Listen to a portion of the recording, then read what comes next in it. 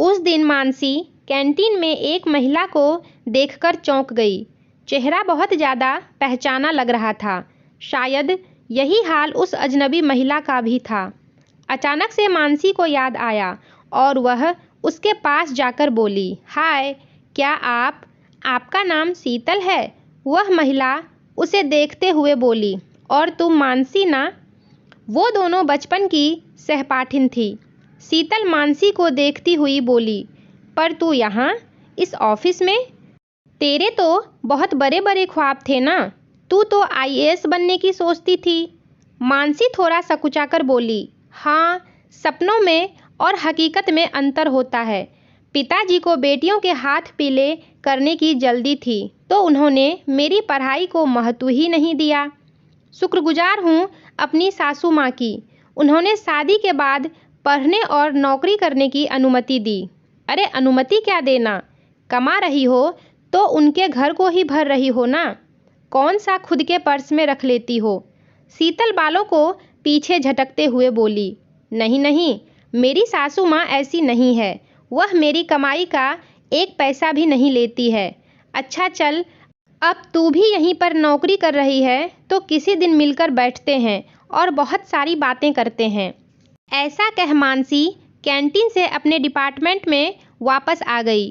2-3 दिन के बाद एक दिन लंच टाइम में शीतल मानसी को ढूंढती हुई उसके डिपार्टमेंट में आई और बोली, चलना कैंटीन में जाकर खाना खाते हैं। शीतल को देखकर मानसी खुश हो गई। बचपन में भले ही वो दोस्त नहीं थे, पर साथ पढ़ने वालों को देखकर उनसे आने वाली अपने शहर, स्कूल, बचपन की सौंधी खुशबू से अपनेपन का एहसास तो होता ही है। मानसी बोली, मैं तो टिफ़िन लाई हूँ, आजा तू भी, साथ में ही खा लेते हैं। टिफ़िन में रखे गर्मागर्म उत्पम, चटनी, सांभर को देखकर तो शीतल बोल पड़ी, हे भगवान, यह सब बनाने के लिए तुझे कितनी सुबह उठना पड़ा होगा। मुझसे तो यह सब होता ही नहीं है। कितने दिन हो गए हैं ऐसा घर का गर्म नाश्ता किए हुए। मैं तो कुछ बनाती ही नहीं हूँ। सुबह काम करके आओ, शाम को जाकर फिर काम करो। ना बाबा, मुझसे तो नहीं हो पाता। तू कैसे सुबह सुबह इतना सब गर्म नाश्ता बना लेती है? मानसी ने बोला, मैंने नहीं, मेरी सासू माँ ने बनाया है। सुबह का नाश्ता मुझे वही बनाकर देती है। यह सुनकर शीतल की तो आंखें चौड़ी हो गई, पर फिर मुंह बनाकर बोली, अरे बिचारी, तुम सासू माँ के साथ रहती हो, तब तो तुम्हें बहुत काम करना पड़ता होगा और अपने मन का कुछ कर भी नहीं पाती होगी। ना अपने मन का खाना, ना पहनना, हर वक्त सास से दबकर रहना। मानसी उसे नकारते हुए बोली, नहीं, ऐसा कुछ नहीं है। मेरी सासू माँ तो मुझे शाम को भी रसोई में जाने नहीं देती है। कहती हैं, थक कर आई हो, जाओ पहले थोड़ा समय मानवी के साथ खेलो, थोड़ा समय मानस के साथ बिताओ। अभी मेरे हाथ पैर चल रहे हैं और तुम्हारी खेलने खाने की उम्र है, काम करने को जिंदगी पड़ी है। सच में मेरी सासू माँ तो बहुत अच्छी है। सच कहूँ तो मम्मी से भी अच्छी। यहाँ तक कि उन्होंने तो शादी में दहेज भी नहीं लिया था। हे भगवान मानसी, तू कहाँ फंस गई? तेरी शादी को कितना समय हुआ है? कहीं ऐसा तो नहीं है कि तेरे पति में, खानदान में कुछ खोट हो? शीतल चिंतित होते हुए बोली। मानसी थोड़ा झुंझलाकर बोली, कैसा खोट? इतने सालों से साथ में हूँ। मानव तो इतने अच्छे हैं कि सिगरेट, शराब तो दूर, एक लौंग तक का व्यसन नहीं करते हैं। मालूम है, मेरे ससुराल में कोई भी मांस नहीं खाता है। मम्मी पापा ने भी शादी से पहले जब मैंने ऐतराज़ किया तो बोला, तो क्या हुआ, मांस खाना कौन सी बड़ी अच्छी बात है, तुम भी मत खाना। पर सासू माँ ने कहा, तुम्हें मांस पसंद है तो बाहर जाकर खा सकती हो, घर पर ही बनाना हो तो ऊपर छत वाले चौके में मैं सारा इंतजाम करवा दूंगी। हाँ, तो इसे अच्छी नहीं, समझदार सास कहते हैं। उन्हें मालूम था कि वो मना करेंगी तो शायद तुम नहीं मानोगी। ऐसे उनके एहसान के नीचे दबकर शायद खाना छोड़ दोगी। सच कह रही हूँ ना मैं। अब तूने खाना छोड़ दिया है ना? शीतल ने गंभीरता से कहा। मानसी विचार में पड़ गई। क्या ऐसा हो सकता है? मानसी को विचारों में खोया देखकर शीतल फिर बोली, तू आज भी बहुत भोली है। ससुराल में सब तेरे भोलेपन का फ़ायदा उठाते हैं। अच्छा बता, जीजू की सैलरी वो किसे देते हैं?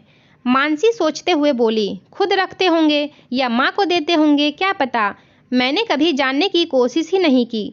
वैसे भी सारा घर माँ संभालती है और मानव घर के बड़े बेटे हैं तो उनकी तो जिम्मेदारी बनती है। मेरी भोली सखी, अच्छा हुआ मैं तुझसे मिली, नहीं तो सब तुझे लूट लेते। अरे पागल, इसलिए तेरी सासू माँ तुझे रसोई में जाने नहीं देती। नहीं तो सोच, ऐसी कौन सी सास होगी जो बहू के होते हुए भी काम करना चाहेगी। मैंने तो शादी के 2 महीने बाद से संजय की सैलरी का हिसाब रखना शुरू कर दिया था। अरे भाई, इसमें शर्म कैसी, पति है मेरा। और 6 महीने बाद ही बोल दिया था कि मेरे घर में तुम्हारे माता पिता की कोई जगह नहीं है। मानसी आश्चर्य से शीतल को देखते हुए, तुम्हारे घर? अरे वह घर उनके बेटे का भी तो था। शीतल बोली, शादी के पहले तक, शादी के बाद नहीं। मालूम है, बहुत इमोशनल ब्लैकमेल कर रहे थे संजय को। तो मैंने एक दिन अपने सास ससुर से बोल दिया, या तो मुझे चैन से अकेले रहने दो, नहीं तो तैयार हो जाओ जेल जाने के लिए। जहां एक बार दहेज उत्पीड़न का केस किया, फिर तुम्हारी और तुम्हारे बेटे की जिंदगी अदालत का चक्कर काटते ही बीतेगी। मानसी ने कुछ आश्चर्य, कुछ अनमनेपन से अपना टिफिन खत्म किया। आज उसे टिफिन के खाने में वो अपनेपन, प्यार का स्वाद नहीं आ रहा था, क्योंकि शीतल कटुता का नमक जो मिला गई थी। ऑफिस खत्म होने पर मानसी घर पहुंची तो रोज की तरह सासू माँ ने मुस्कुराकर दरवाजा खोलते हुए हालचाल पूछा। आज मानसी को वह मुस्कुराहट बनावटी लग रही थी, पर उसने तुरंत अपने मन में आए नकारात्मक विचारों को झटक दिया। पर आज उसने मानवी को गले से नहीं लगाया, उसकी दिन भर की बातें नहीं सुनी। वह हाथ मुंह धोकर सीधा रसोई में गई। माँ चाय बनाने जा रही थी। मानसी बोली, रहने दीजिए माँ, चाय मैं बनाती हूँ, क्योंकि मानसी के दिमाग में शीतल की बातें गूंज रही थी। एक ही ऑफिस में होने के कारण शीतल अक्सर मानसी से मिलती रहती और हमेशा ससुराल वालों के बारे में उल्टी सीधी बातें कर मानसी के मन को उनके खिलाफ भरने की कोशिश करती, जिसमें कि वह सफल भी हो रही थी। अब मानसी भी सोचने लगी थी कि हाँ, साथ में रहने पर कितना मुश्किल है। सारा पैसा खर्च हो जाता है सासू माँ पर, उनकी दवाइयों पर, रिश्तेदारों पर। अब जाने अनजाने मानसी की आंखों में एक छोटा सा ख्वाब पलने लगा था, एक छोटे से घर का, जहाँ पर सिर्फ मानसी, मानव और मानवी होंगे और कोई नहीं।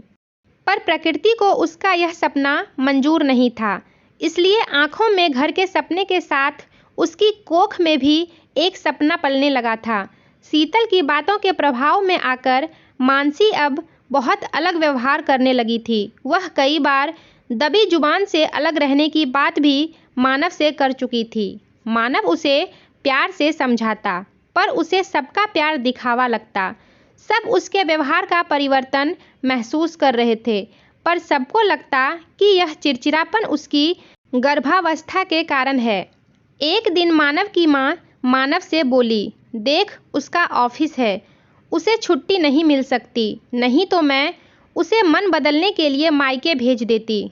मानव बोला, हाँ माँ, आप ठीक कह रही हो, वह बहुत चिड़चिड़ी हो गई है। मैं उसके ऑफिस में बात करूं क्या? नहीं बेटा, यह निर्णय उसको ही लेने दो। अगर वह अभी छुट्टी ले लेगी तो बाद में ऐसा करते हैं, उसके मम्मी पापा या बहन को कुछ दिनों के लिए यहाँ बुला लेते हैं, शायद उसे अच्छा लगे। हाँ माँ, यह भी ठीक रहेगा। मैं अभी मम्मी जी से बात करता हूँ। कुछ दिन बाद मानसी के मम्मी पापा तो नहीं आ पाए, पर छोटी बहन तापसी आ गई। अब दोनों बहनें आपस में गप्पे मारती। कभी कभी सासू माँ भी उनके ठहाकों में सम्मिलित हो जाती। एक दिन तापसी बोली, मानना पड़ेगा दीदी, तुम बहुत भाग्यशाली हो जो इतनी अच्छी सासू माँ मिली है। मानसी मुंह बनाकर बोली, तू भी ना इसके बहकावे में आ गई। कोई अच्छी वच्छी नहीं है, सब नाटक है, बेटे को काबू में करके रखने के लिए। इसलिए तो दहेज नहीं लिया कि बहू एहसान तले दबी रहे। इतना कहकर मानसी तो वहाँ से हट गई, पर तापसी सोचने लगी, इतने सालों से सासू की, ससुराल की, जीजू की इतनी तारीफें करने वाली मेरी दीदी को यह क्या हो गया? यह सारी बातें जो उसने कही वह उसकी नहीं लगती है। तापसी ने मन में कुछ सोचा। वह छोटी जरूर थी पर समझदार थी। उसने सोचा अभी अगर वह मानसी को कुछ समझाने गई तो मानसी उसे भी अपना दुश्मन समझ बैठेगी। पहले पता लगाना पड़ेगा कि मानसी को ससुराल वालों के खिलाफ भड़का कौन रहा है। रात को जब तीनों मतलब मानसी, तापसी और मानवी सोने जा रहे थे, हाँ भाई, साली साहिबा आई हैं तो मानव दूसरे कमरे में सोता है, तो मानवी के कहानी सुनाने की जिद पर तापसी बोला, चलो आज मैं तुम्हें कहानी सुनाती हूँ। फिर मानसी को देखते हुए पूछा, दीदू क्या आपने मानवी को धान और सत्तू वाली कहानी सुनाई है जो हमें मासी सुनाती थी? मानसी किंचित रोष से बोली, मैंने कोई कहानी नहीं सुनाई, ये तो इसकी दादी ने ही कहानी सुना सुनाकर इसकी आदतें खराब की है। तापसी बहुत कुछ कहना चाहती थी पर चुप रह गई। गर्म तवे पर पानी डालने से फायदा नहीं, पहले आग बुझानी पड़ेगी। वो मानवी को अपनी तरफ खींचकर बाहों में समेटकर कहानी सुनाने लगी। मालूम है गुड़िया, बहुत समय पहले की बात है, तब ना तो यातायात के साधन थे, ना ही आजकल की तरह दुकानें और होटल। तब लोग पैदल ही यात्रा करते थे, क्योंकि घोड़ा आदि जानवर भी सिर्फ अमीरों के पास होते थे। तो लोग यात्रा पर जाते समय थोड़ा खाना या दूर की यात्रा के लिए सत्तू बांध लेते थे। मासी, सत्तू मुझे अच्छा लगता है, दादी गुड़ में घोलकर देती है आम के अचार के साथ। मानवी सत्तू की मिठास में खो गई। हाँ गुड़िया, सत्तू नमक के साथ भी खा सकते हैं और गुड़ के साथ भी, और यह पौष्टिक भी होता है और बनाना भी आसान होता है ना मासी? तापसी ने मानवी को चूमते हुए कहा। अरे वाह, मेरी गुड़िया तो बहुत समझदार है। हाँ, तो ऐसे ही किसी सफ़र पर दो मुसाफिर एक कुएं पर मिले। एक के पास सत्तू था, एक के पास धान। मासी, धान मतलब जिसको कूटकर चावल निकालते हैं वह? मानवी आंखें बड़ी करते हुए बोली, हाँ वही मेरी गुड़िया। अब मानसी भी करवट बदलकर उन लोगों की बातों और कहानी का आनंद ले रही थी। भाई, जो भी हो, बचपन की कहानियाँ हर उम्र में मन को गुदगुदा जाती है। तापसी ने कहानी को आगे बढ़ाते हुए बोला, जिस राहगीर के पास धान था उसने देखा सामने वाले के पास तो सत्तू है। उसने चालाकी करते हुए कहा, सत्तू लपे, कब कब खाए, कब चला, धान बेचारा कूटा जाए। ऐसा उसने 3-4 बार कहा। तो जिसके पास सत्तू था वो उसके बहकावे में आ गया। उसको भी लगा सत्तू लपे टट्टू, कब साना, कब खाया, कब चला, धान बेचारा कूटा खाए चला। उसने विनती करते हुए धान वाले राहगीर से उसका धान ले लिया और अपना सत्तू दे दिया। धान वाले ने भी खूब एहसान जताते हुए अपना धान उसके सत्तू से बदल लिया और अपनी चालाकी पर मुस्कुराते हुए वहां से चला गया। थोड़ी दूर जाकर उसने सत्तू साना, खाया और अपनी मंजिल की ओर बढ़ गया। वहीं धान पकड़े दूसरा राहगीर अभी तक समझ नहीं पाया था कि दूसरा राहगीर उसे ठग कर चला गया है। मानवी बोली, मासी, वह सत्तू वाला राहगीर बिल्कुल बुद्धू था क्या? वह धान को कूटकर कब चावल निकालेगा, कब पकाएगा, तो कब खाएगा? तापसी बोली, बुद्धू तो नहीं था, पर बुद्धू ही कहलाएगा अगर कोई ऐसे किसी की बातों में आ जाएगा।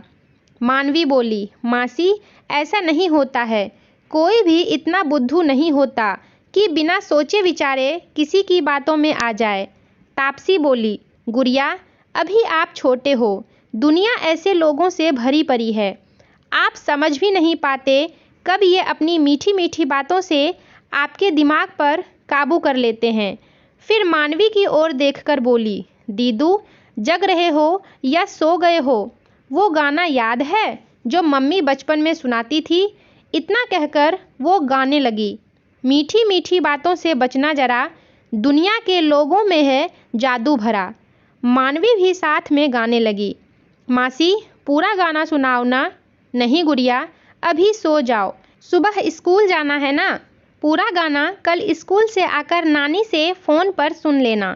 तापसी और मानवी तो सो गई, पर मानसी की आंखों में नींद नहीं थी। वह मानो बचपन में पहुंच गई थी। उसके कानों में बार बार सिर्फ यही गाना गूंज रहा था, मीठी मीठी बातों से बचना जरा, दुनिया के लोगों में है जादू भरा। दूसरे दिन शाम को जब मानसी ऑफिस से घर आई तो चाय वगैरह पीने के बाद तापसी बोली, दीदी आप मुझे कहीं घूमने नहीं ले गए इस बार। मानसी बोली, इतने सालों से तो हर बार घुमाती हूँ, अब कुछ बचा भी है तेरे लिए? ठीक है, कल छुट्टी है, कल मॉल चलेंगे। क्या दीदू, मॉल तो मैं वहाँ पर भी घूम लेती हूँ। आपने बताया था ना आपकी बचपन की कोई दोस्त यहाँ आपको मिली है, वो कई बार यहाँ घर पर भी आ चुकी है। चलो ना, मुझे उससे मिलवाओ ना। तापसी ठुकते हुए लाड से बोली, ठीक है तो उसे कल घर पर बुला लेती हूँ। मानसी खुशी से बोली। तापसी बोली, दीदू मुझे घूमना है, आप उनको क्यों बुलाओगी? चलो हम जाकर उनको सरप्राइज़ देते हैं। मानसी बोली, हाँ यह भी ठीक रहेगा, वैसे भी वह कई बार मुझे अपने घर आने के लिए कह चुकी है, उसे अच्छा लगेगा। वास्तव में तापसी ने कुछ दिनों में विचार करके यही निष्कर्ष निकाला था कि जब से दीदू ने अपनी सहेली के बारे में बताया था, उसके बाद से दीदू का व्यवहार बदल रहा है। दूसरे दिन दोपहर को खाना खाने के बाद मानवी, मानसी और तापसी तीनों ही कार से शीतल के घर के लिए निकल गए।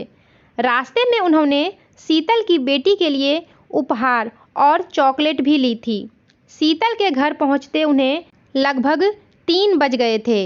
मानसी थोड़ा नाराज हो रही थी कि मुझे शीतल को फ़ोन करके बताने तो दे कि हम आ रहे हैं, कहीं वो घर पर नहीं हुई तो क्या, हम इंतज़ार कर लेंगे, पर सोचो उनको आपका सरप्राइज़ कितना अच्छा लगेगा।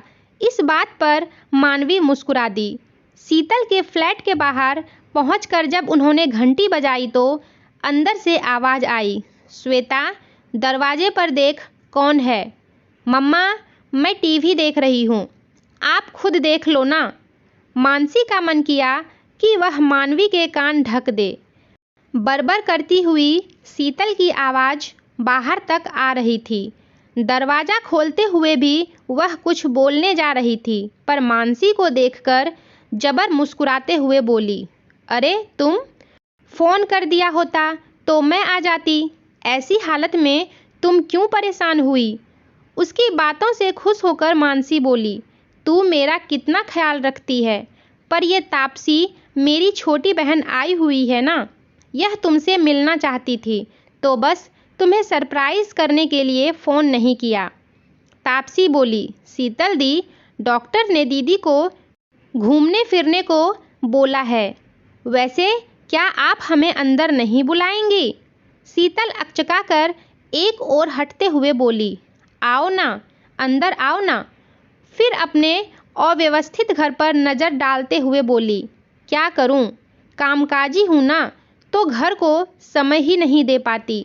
रविवार का एक दिन मिलता है पति और बेटी के साथ बिताने के लिए, उनमें भी घर की सफाई करो तो यह नाराज़ होते हैं कि तुम्हारे पास तो मेरे लिए समय ही नहीं है। पर मम्मा, पापा तो सुबह गुस्सा में कह रहे थे कि ना जाने कैसी सुअर से पाला पड़ा है, मुझे इस गटर में नहीं रहना। चुप कर, पता नहीं क्या बेकार की टीवी की बातें सुनकर बोलती रहती है। चल आंटी को हेलो बोल और अपने कमरे में जा। सुन, मानवी को भी ले जा, इसके साथ खेल। मानसी बोली, अरे तो कोई बात नहीं, हम तुमसे मिलने आए हैं, तेरे घर से नहीं। तब मानवी ने आगे बढ़कर शीतल के पैर छू लिए। शीतल फिर नाक सिकोड़ती हुई बोली, हमारी श्वेता तो इंग्लिश मीडियम से पढ़ी है, उसे यह सब मैंने नहीं सिखाया। श्वेता से hello to aunty, Shweta aunty से हेलो बोलो। पर श्वेता टस से मस नहीं हुई। आखिर मानसी बोली, हेलो श्वेता, मैं तुम्हारी मम्मा की दोस्त हूँ। ये देखो, तुम्हारे लिए गिफ्ट लाई हूँ। एकदम से बंदर की तरह उछलते हुए मानसी के हाथों से उपहार खींचकर वह अंदर भाग गई। शीतल चिल्लाती रह गई, say thank you to aunty. Aunty को धन्यवाद बोलो। Take this girl with you, show her your toys. इस लड़की को अपने साथ ले जाओ, अपने खिलौने दिखाओ। No, I don't want to share. नहीं, मुझे साझा नहीं करना। शीतल बहुत घमंड से बोली, अकेली है ना, बहुत लाड प्यार से पाला है, इसलिए किसी की बात सुनती ही नहीं। थोड़ी देर वहाँ बैठने के बाद ना जाने क्यों मानसी का मन उचटने लगा। वह शीतल से बहाना बनाकर कि उन्हें डॉक्टर के पास भी जाना है रेगुलर चेकअप के लिए, वह वहाँ से बगैर कुछ चाय कॉफ़ी पानी के उठ गई। शीतल ने रोकने की कोशिश भी नहीं की। कार तापसी ने एक पार्क के आगे रोक दी। मानसी ने कुछ भी सवाल नहीं पूछा। वह अपने भीतर के सवालों से जूझ रही थी। मानवी तो पार्क में आकर खुश हो गई। तापसी ने ठंडे पानी की एक बोतल और 3 आइसक्रीम ली। वह दोनों वहीं परी बेंच पर बैठकर खाने लगी। मानवी खाकर झूला झूलने चली गई। मानसी ने दूर क्षितिज को देखते हुए बोला, तू जानबूझकर मुझे शीतल के पास ले गई थी ना? तापसी आइसक्रीम खाते हुए हैरानी से उसे देखती हुई बोली, हाँ तो मैं ही तो आपको आने के लिए बोली थी। क्या हुआ? क्या आपको उनके घर आना अच्छा नहीं लगा? नहीं, मानसी सिर हिलाते हुए बोली। शीतल ने मुझे जो तस्वीर दिखाई थी अकेले घर की, मौज मस्ती की, वह तस्वीर इस घर से बिल्कुल अलग है। दीदू, यह आपकी दोस्त नहीं, कलयुग की मंथरा है। यह ना इतना ही काटते हैं कि सामने वाला संभल भी नहीं पाता। अभी कैसे वह रोना रो रही थी अकेले रहने का और सारा काम खुद ना कर पाने का, और कैसे आपको सिखाना शुरू कर दिया था कि संयुक्त परिवार में कितनी मुश्किलें हैं। हाँ तापसी, मैं उसके बहकावे में आ गई थी। यह मेरा घर जहाँ मेरी सासू माँ ने मुझे राजकुमारी का दर्जा दिया, तेरे जीजू जिन्होंने मुझे रानी बनाकर रखा, यह मेरा खुशियों से भरा हंसता खेलता साम्राज्य जिसको मैं उसके बहकावे में आकर अपने हाथों से आग लगाने जा रही थी। मानसी रोते हुए बोली, छोटी, क्या मिल जाता उस शीतल को मेरा साम्राज्य नष्ट करके? मंथरा को तो फिर भी लालच था कि वह राजमाता की नौकरानी कहलाएगी, पर शीतल, उसे किस बात का लालच था? मैंने तो कभी उसका बुरा नहीं चाहा। भगवान का शुक्र है कि तू आ गई और तूने मुझे उसके चंगुल से निकाल लिया। दीदू, मैंने कुछ नहीं किया। आपको खुद से इस बात का एहसास हुआ और अब वचन दो, अब किसी की मीठी बनावटी बातों में नहीं आओगी। थोड़ी देर बाद मानसी अपनी सासू माँ के गले से लगकर रो रही थी। उसने सारी बातें अपनी सासू माँ को बता दी थी। मानसी ने मानव से भी अपने व्यवहार के लिए क्षमा मांगी। वह रोते हुए उन दोनों से बोली, अब आप दोनों मुझसे उतना प्यार नहीं करोगे ना? सासू माँ ने उसे गले लगाते हुए बोली, तू हमेशा मेरी बेटी थी और रहेगी। मानव बोला, और मैं? तुम दोनों मेरे कलेजे का टुकड़ा हो। और मैं दादी? तुम तीनों मेरे कलेजे का टुकड़ा हो। और मैं? तापसी ने पूछा। तू तो परी है जिसने एक दुष्ट चुड़ैल के हाथों से मेरी खुशियों का साम्राज्य उजड़ने से बचा लिया। तो फ्रेंड्स, आपको ये कहानी कैसी लगी कमेंट करके ज़रूर बताइएगा, और अगर वीडियो पसंद आई हो तो लाइक और शेयर करना ना भूलिएगा। मेरे वीडियोस का नोटिफिकेशन पाने के लिए चैनल को सब्सक्राइब करके बेल आइकन को भी प्रेस कर दीजिएगा। तो फिर मिलते हैं एक नई कहानी के साथ। तब तक के लिए टेक केयर एंड बाय।